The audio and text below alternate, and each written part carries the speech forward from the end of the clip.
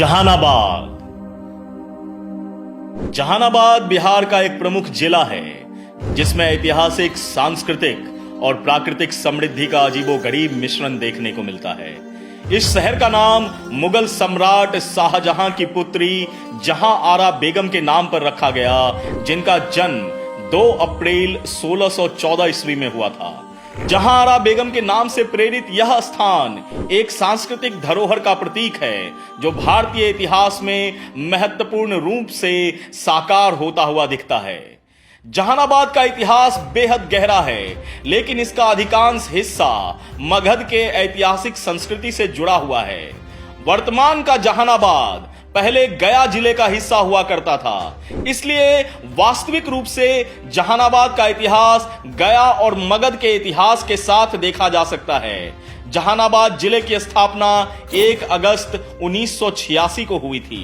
जहानाबाद में मौर्य काल की बहुत सी गुफाएं हैं जो ऐतिहासिक महत्वपूर्णता के साक्षात्कार की साक्षी हैं। विश्व प्रसिद्ध बराबर गुफा, जहां बाबा सिद्धेश्वर नाथ का प्राचीन मंदिर है, वह दर्शकों को एक अद्वितीय अनुभव प्रदान करता है।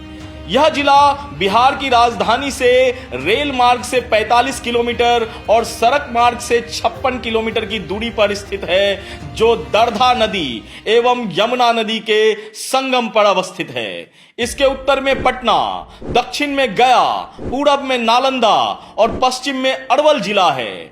संपूर्ण जिले की भूमि समतल मैदानी क्षेत्र है और सोन, पुनपुन, फल्गु, दर्धा और यमुना नदियां इस क्षेत्र से होकर गुजरती है। यहां मुख्य रूप से मगही भाषा बोली जाती है, जो भारत के मध्य पूर्व में बोली जाने वाली एक प्रमुख भाषा है। मगही भाषा का निकट संबंध अवधी, भोजपुरी और मैथिली भाषा से है और इन भाषाओं को एक साथ हम बिहारी भाषा के रूप में जानते हैं। यह स्थानीय सांस्कृतिक पहचान में एक महत्वपूर्ण अंग है और इससे भारतीय सांस्कृतिक समृद्धि को बढ़ावा मिलता है। यूं तो जहानाबाद और उसके आसपास के क्षेत्र में कई प्रमुख पर्यटन स्थल हैं, लेकिन मुख्य रूप से यहां बराबर गुफा देखने में अति सुखदाई है। यह गुफा, जैसा कि नाम से ही प्रतीत हो रहा है, काफी ऐतिहासिक है। इसमें मौर्य काल की विशेषता है और इसे विश्व प्रसिद्धि मिली हुई है। वहीं बौद्ध विहार जहानाबाद जिला में धार्मिक और सांस्कृतिक दृष्टि से बेहद महत्वपूर्ण है। इनमें से कुछ अति प्राचीन हैं।